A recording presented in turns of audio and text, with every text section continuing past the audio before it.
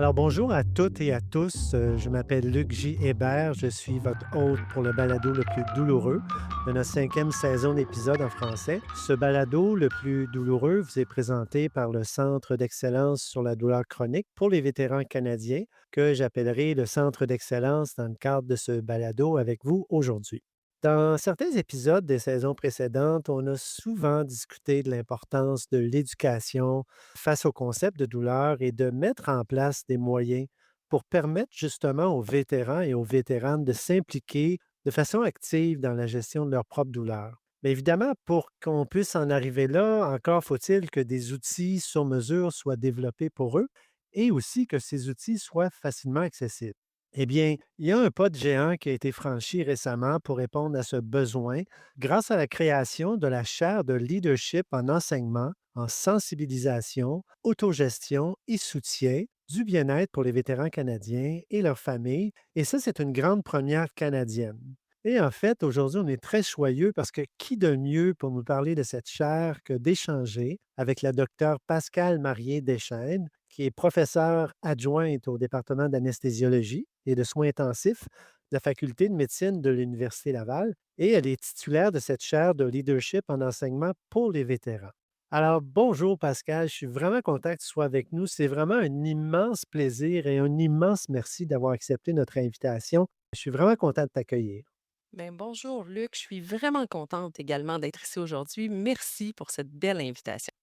Écoute, Pascal, peut-être pour le bénéfice de nos auditeurs, moi je te connais bien, mais est-ce que tu peux nous dire un peu qui tu es et aussi, puis surtout, comment tu en es venu à être titulaire de cette chaire universitaire pour les vétérans canadiens? Encore une fois, une grande première au Canada quand même. Ben oui, certainement, merci. Puis, en fait, comme tu le disais d'entrée de jeu, je suis nouvellement professeure au département d'anesthésiologie et de soins intensifs. Donc, quand je dis nouvellement, là, c'est depuis septembre 2024. Mais pour bien répondre à ta question, en fait, aux autres éléments de ta question, je dois d'abord te parler de mon doctorat en sciences cliniques et biomédicales que j'ai réalisé à l'Université Laval. Donc, concrètement, mon premier objectif était de co-développer un programme en ligne d'autogestion de la douleur chronique qui serait éventuellement accessible à tous et qui permettrait aux gens de pratiquer puis d'adopter des stratégies d'autogestion sans l'intervention directe d'un professionnel de la santé. Alors, on voulait combler en quelque sorte une espèce de vide sur le plan francophone, un programme qui soit accessible et gratuit et qui permettrait vraiment aux gens de pratiquer différentes stratégies, ben, ça n'existait pas. Il fallait recevoir potentiellement des services d'un établissement pour avoir accès à ce genre de programme-là d'accompagnement. Donc ça aussi c'était une grande première. Oui, oui, je pense qu'on peut se permettre de dire Ouais. ça, effectivement. Donc, j'ai fait équipe avec des personnes atteintes de douleurs chroniques de prime abord, mais aussi avec des professionnels de la santé, puis une graphiste. Et ensemble, on a pensé, on a réfléchi, on a développé ce programme-là de façon à prendre un peu nos futurs utilisateurs du programme par la main, hein. On voulait que, étape Ouais. par étape, ça soit facile à appliquer, ça soit simple à suivre finalement. Et on voulait leur proposer un large éventail de stratégies qui essaient, qui mettent en application et ils voient finalement qu'est-ce qui leur convient le mieux ultimement. De façon transversale aussi en parallèle, ce qu'on voulait, c'est les inviter à se fixer des objectifs, à reconnaître potentiellement leur succès, hein. Ce qui se mesure, après ça, s'évalue quand même beaucoup mieux. Bien sûr. Bien sûr, en prévoir également comment ils pourraient surmonter les obstacles qui surviennent parce que l'autogestion, c'est de longue haleine hein, comme Ouais. pratique. Voilà. Donc, c'est comme ça qu'est né Agir pour moi. Agir pour moi, c'est le programme d'autogestion qui est maintenant disponible. Et le deuxième objectif, c'était d'évaluer la faisabilité, l'acceptabilité et les effets potentiels d'Agir pour moi. Donc, j'ai recruté des personnes qui étaient en attente de services d'une clinique de la douleur, puis je les ai invitées à suivre le programme, à répondre à des questionnaires pré, post et de suivi. Puis, pour certains d'entre eux, on a réalisé également des entretiens semi-structurés. Et parmi les participants à mon étude, ben, là, surprise, il y avait un membre actif des Forces armées canadiennes et une personne vétérane. Puis bien honnêtement, là, c'est c'est vraiment quelque chose qui m'a interpellée. C'est quelque chose qui a soulevé des questions chez moi. Je me disais: «Si ces personnes-là ont accepté de prendre part à mon projet de recherche, ben ça veut dire que probablement qu'il y a pas d'autres programmes qui est mieux adapté à leurs besoins ultimement». Ça venait semer une graine, là, si je comprends bien. Oui, effectivement, c'était quelque chose puis bien, naïvement, bien honnêtement, moi, j'avais l'impression qu'il y avait des choses qui étaient, tu sais, dédiées à cette clientèle-là. Donc, j'ai eu le feeling que j'aurais la possibilité de contribuer pour développer quelque chose qui serait bien arrimé à leurs besoins et c'est comme ça que l'idée a germé ultimement. C'est de dire: «Ah, ben peut-être qu'il y aurait moyen de créer ou d'adapter le programme pour qu'il soit mieux orienté dans le fond, en lien avec la culture militaire. Puis, ultimement, ben là, les autres projets se sont mis finalement à se créer tranquillement là, dans nos têtes. Et à ce moment-là, ben, c'est avec docteur Anne-Marie Pinard, qui était ma co-directrice au doctorat, qu'on a présenté le projet vraiment sous sa forme très embryonnaire là, au directeur du département d'anesthésiologie et de soins intensifs à la faculté de médecine, docteur Gilles Chiniara. Et lui, il a vu le potentiel finalement pour la création d'une chaire de leadership en enseignement au sein de son département. Donc, c'est comme ça que les premières finalement étapes se sont mises en branle. C'est tout à fait génial, mais là, Pascal, il faut que tu nous expliques quelque chose. Je me mets à la place de nos éditeurs. On se dit, qu'est-ce que c'est une chaire de leadership en enseignement, en sensibilisation, autogestion et soutien du bien-être pour les vétérans canadiens et leurs familles? D'ailleurs, ce qui est intéressant, c'est que pour désigner les mots sensibilisation, autogestion et famille de cette chaire-là, on utilise l'acronyme SANSAS. Ah, j'adore ça, c'est un acronyme génial. Mais peux-tu nous expliquer un petit peu en quoi c'est quoi au juste cette chaire-là? Comment ça va servir nos vétérans et nos vétéranes? Une bonne question, Luc. En fait, si je définis un petit peu les chaires de leadership en enseignement dans leur ensemble, là, si tu veux, ça représente un outil qui s'inscrit dans le cadre des programmes pour l'avancement de l'innovation, de la recherche et de l'enseignement à l'Université Laval. Donc, la création d'une chaire crée un poste donc, il y a un titulaire ultimement qui est nommé et ça vise à renforcer l'innovation pédagogique dans un domaine particulier. Donc, ça, c'est au sens large, les chaires de leadership en enseignement, c'est à peu près ça. Plus précisément, ma chère à moi, elle a pour objectif d'améliorer les soins prodigués aux vétérans vivant avec la douleur chronique. Puis je dis soins prodigués, mais en même temps, tu sais, j'inclus à l'intérieur de ça les vétérans et leur comme partie prenante de ces Ça, c'est ça, c'est sujets-là. intéressant, on va en reparler, c'est sûr. Oui, on va assurément y revenir. Donc, pour atteindre ce grand objectif-là, ben, on va se concentrer dans un premier temps sur l'amélioration de la formation des étudiants.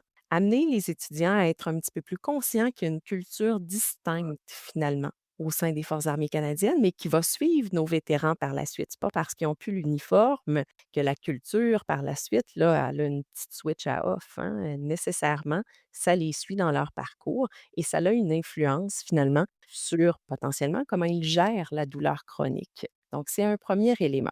Ensuite, on va prendre cette formation-là à l'intention de nos étudiants, puis on va l'adapter pour qu'elle soit accessible, disponible pour les professionnels de la santé qui sont déjà en poste finalement. Donc, on parle de formation continue ici, évidemment. Et on va également co-créer des ressources en ligne, à la fois à l'intention des vétérans qui sont atteints de douleurs chroniques, mais de leur famille également. Donc, ce sont des outils, en fait, qui vont être créés, bien évidemment, avec ces parties prenantes-là. Et la mission de la chaire, donc si je résume finalement tout ça, c'est de créer un ensemble complet de ressources en ligne, de sensibilisation d'une première part, tu sais, à l'intention de toutes ces clientèles-là, de formation, de soutien et d'autogestion qui sont vraiment adaptées aux besoins spécifiques des vétérans. Puis là, Luc, je me permets une parenthèse, en fait. Alors Et vas-y Pascal. c'est pas mal ce qui m'a amené finalement à être titulaire de la chaire. Un de nos objectifs, c'est de faire une refonte complète du programme Agir pour moi en l'adaptant à la culture militaire puis aux réalités Ouais. spécifiques hein, qui sont vécues par nos vétérans. Donc, au même titre qu'Agir pour moi avait été co-développé avec des patients partenaires atteints de douleurs chroniques, bien évidemment, ben, c'est impératif pour moi que cette nouvelle mouture-là du programme soit co-adaptée avec des vétérans, peut-être avec des membres actifs aussi, dans le fond, des Forces armées canadiennes, des professionnels de la santé et fort probablement qu'on ramène avec nous une graphiste qui a fait un travail formidable dans la précédente version.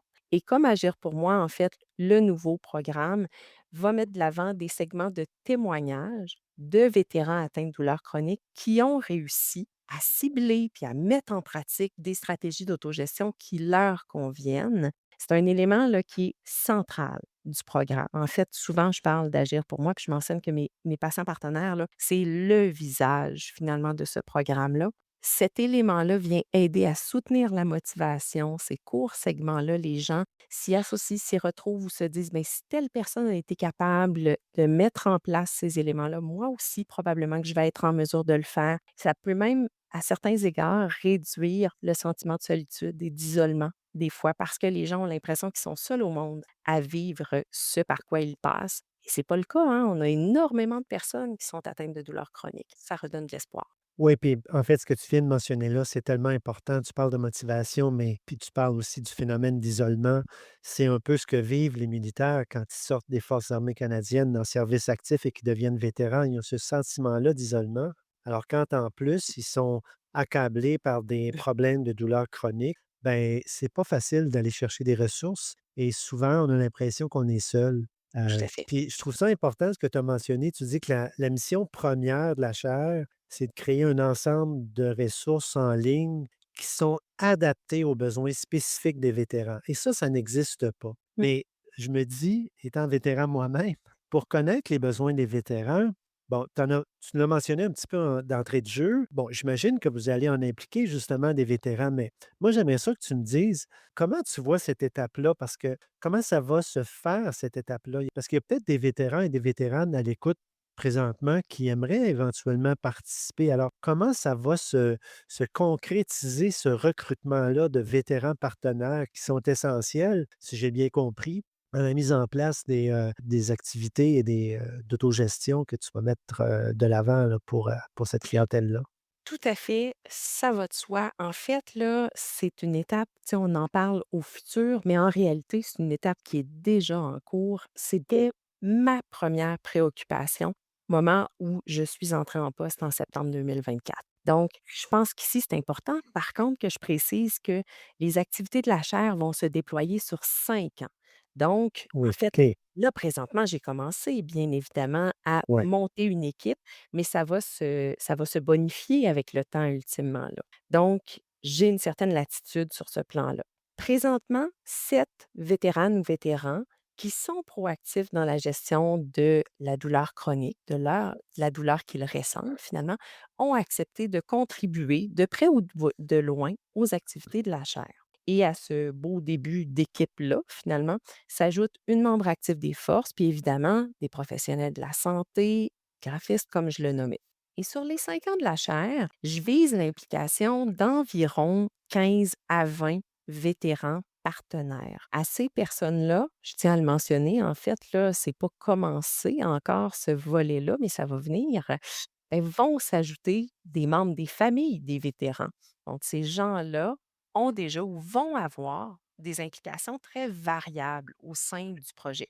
C'est très important ce que tu viens de mentionner là, Pascal, parce Mmh. qu'on oublie que, ben pas on oublie, mais il faut considérer que le vétéran est affecté par sa famille et que la famille fait partie, en fait, de la solution très souvent et qu'il faut justement viser ces deux entités-là dans nos approches. Et ça, je trouve ça génial que ça soit déjà présent dès le début de vos interventions ou que ça soit déjà présent dans votre vision de l'offre de soins que vous allez offrir aux vétérans. Définitivement, puis je pense qu'on déploie potentiellement beaucoup d'énergie pour essayer de mieux soutenir les vétérans qui vivent avec de la douleur chronique, mais c'est rare qu'on demande aux familles: «Hey, vous allez Ouais. comment finalement dans tout ça, hein?» Puisqu'on peut-être à mieux les soutenir ou à normaliser certaines situations, à faire en sorte qu'ils sachent où aller chercher de l'information. Donc ça, c'est une préoccupation effectivement qu'on a, puis on vise finalement toutes les personnes qui peuvent être impliquées dans la gestion de la douleur chronique. Comme je le mentionnais d'entrée de jeu, les vétérans, les familles, les professionnels. Donc on essaye que ça soit un tout qui est cohérent, tout à fait, là. En lien avec ça, en fait, moi, je mise sur les forces de mes partenaires. Donc, je mentionnais, tu sais, les gens vont avoir une implication variable. Je ne perds pas de vue que je m'allie à des gens qui vivent avec de la douleur chronique et dont Ouais. l'énergie peut être fluctuante, hein. Donc, il peut y avoir plusieurs façons de s'impliquer au sein du projet. Puis j'essaie toujours de me coller sur ce que les gens pensent pouvoir apporter ultimement. Donc, on développe ensemble une relation de confiance, une compréhension mutuelle et c'est à la base finalement du co-développement. Pour le moment, j'ai fonctionné principalement par boule de neige pour recruter mes vétérans, c'est-à-dire du bouche à oreille. Bouche à oreille, exactement, Oui, oui. exactement. Ça fonctionne très bien, mais ça a fait en sorte que, pour le moment, j'ai inclus principalement des gens de l'armée de terre. Donc, ça se pourrait éventuellement que je déploie des efforts plus ciblés pour réussir à aller chercher la participation de vétérans qui étaient à la base dans la marine ou dans l'aviation. Donc, on Ouais. va essayer de voir à refléter différents points de vue à l'intérieur de ce qu'on co-développe ensemble. Puis évidemment aussi, en fait, je tiens à le dire, je suis partie des gens qui sont proches de moi. Donc, j'ai recruté principalement des Québécois, Québécoises, mais éventuellement, je vais chercher à inclure également des vétérans canadiens anglophones des autres provinces. Ça, c'est intéressant ce que tu viens de dire là. Puis dans le fond, tu m'ouvres la porte un petit peu parce que si je comprends bien, même si au départ, la chaire est à l'Université Laval, donc une université francophone au Québec, alors on comprend que les outils qui vont être développés le seront d'abord en français, mais on anticipe que le programme d'autogestion pourrait éventuellement être disponible aussi en anglais. Tout à fait, Est-ce que je tout me à trompe? fait. Non, tu ne te trompes pas, c'est exactement ce qui est visé. On veut que le programme soit disponible en anglais et en français et en version légèrement distincte. C'est-à-dire que j'ai pas envie de traduire les témoignages qui vont être inclus dans le programme. On veut pas du voice-over, là. L'idée vraiment, là, c'est d'avoir des témoignages dans le volet francophone de personnes, dans le fond, de vétérans francophones et dans le volet anglophone, que ce soit vraiment des personnes anglophones qui réalisent leurs témoignages. Donc, voir une version légèrement distincte. Ça, c'est intéressant parce que ça démontre que tu es préoccupé par l'authenticité des commentaires et des témoignages que tu vas recevoir. Puis je pense que c'est tout à fait ce qu'il faut faire et bravo pour ça.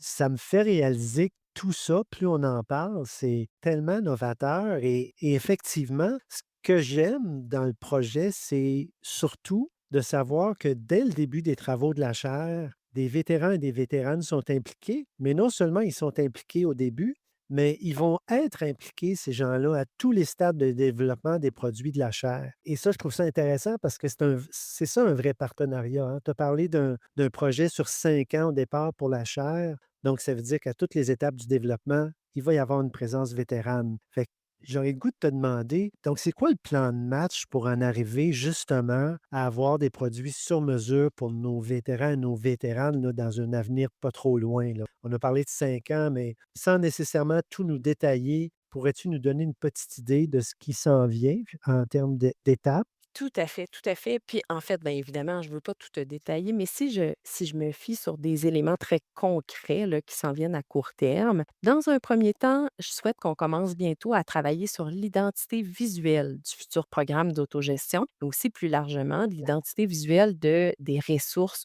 qu'on va développer à travers la chaire. Donc, j'ai commencé une consultation auprès des partenaires pour recueillir leur avis. Et là, c'est sur des éléments qui peuvent sembler de base, mais qui sont super importants, dont les couleurs du programme, le nom potentiel, des éléments visuels, le logo. Cet aspect-là, là, il est fondamental, notamment pour des ressources en ligne, parce qu'on veut que notre public cible se sente interpellé. Donc, les Ouais. vétérans, hein, c'est ça, ils vont être libres là, de consulter ou non les ressources offertes. Donc, c'est important qu'ils s'identifient facilement à l'interface générale du programme. Ça, c'est un premier élément. Ensuite, je travaille sur une revue de la portée qui porte spécifiquement sur l'adaptation de programmes en ligne ou d'applications d'autogestion sur la douleur chronique à la culture militaire. Et les résultats là, de cette revue-là vont nous permettre, d'une part, de situer notre démarche par rapport à ce qui a été fait dans la littérature et peut-être même de cibler les meilleures pratiques à adopter pour qu'on n'ait pas d'angle mort dans notre façon finalement d'arriver Ouais. le programme à la culture militaire. Aussi, certains vétérans partenaires ont déjà commencé à identifier dans Agir pour moi les aspects qu'ils souhaitent qu'on garde, qu'on modifie Ah, ça, en c'est lien. intéressant, ça, ce que tu dis là. Ça veut dire Oui, que ces vétérans-là voient que déjà du matériel pourrait leur convenir ou convenir à leur père. tout à fait, mais peut-être qu'on a à changer la façon d'amener le message. Ouais, La pratique peut être bonne, là, la stratégie d'autogestion peut être correcte, mais la façon ou les exemples qu'on va amener pour amener les gens à mettre en pratique, ben ça, je crois qu'on a à les adapter.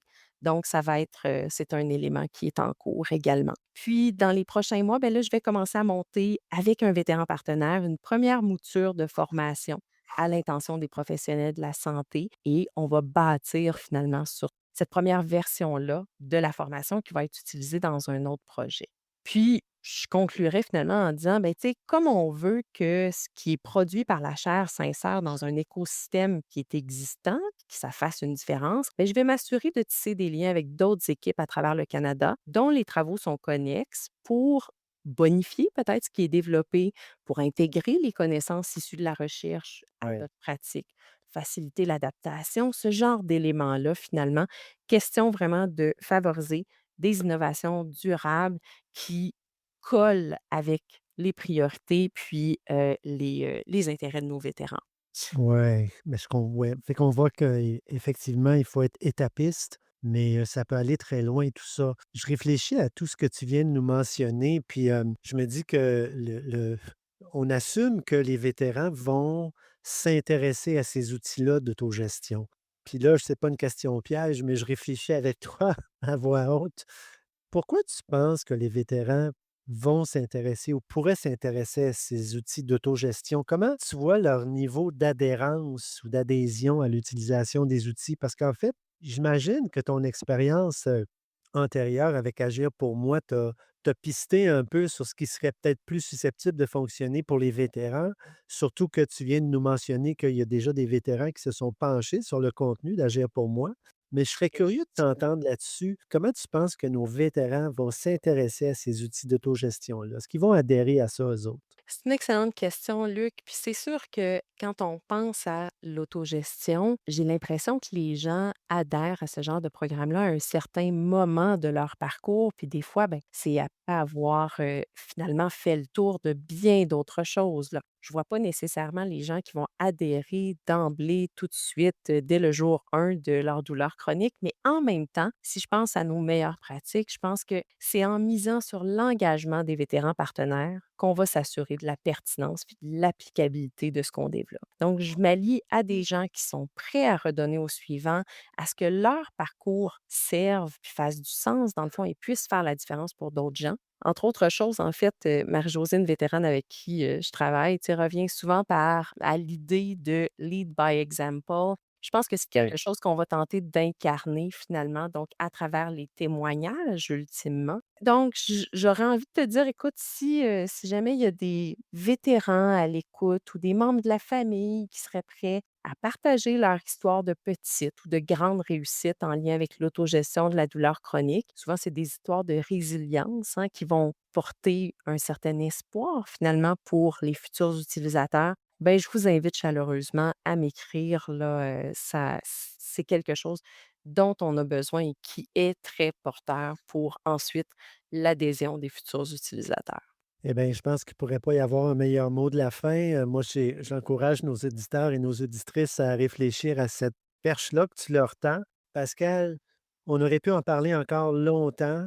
Mais disons que c'est une première. On pourra peut-être revenir sur certains résultats éventuellement dans un autre épisode. Je veux te remercier vraiment pour ta contribution aujourd'hui. On comprend mieux maintenant quel est le rôle et l'impact significatif, puis j'insiste sur le mot significatif, Mmh. que va avoir assurément cette chaire, universitaire de leadership en enseignement pour les vétérans canadiens. Encore une fois, une grande première et comme je l'ai dit, on aura sûrement la chance de se reparler et refaire peut-être un autre balado, lorsque tes travaux seront plus avancés. En tout cas, moi, je mets ça à mon agenda. C'est parfait, moi aussi, avec grand plaisir. C'est super. Écoutez, je vous rappelle, chers auditeurs et auditrices, que pour nous donner votre avis sur l'émission ou avoir plus d'informations sur la douleur chronique, vous pouvez toujours consulter notre site internet à vétéran avec un S, douleur chronique en un seul mot.ca ou suivez-nous sur Facebook ou sur Twitter au pseudo arrobas chronic pain COI et Instagram au pseudo @chronic pain barre de soulignement COE. Le podcast le plus douloureux est produit pour le Centre d'excellence sur la douleur chronique pour les vétérans canadiens par Story Studio Network et Eye Contact Productions. Alors, chers auditeurs et chères auditrices, merci d'avoir été là. Au plaisir de vous retrouver bientôt et surtout, prenez bien soin de vous.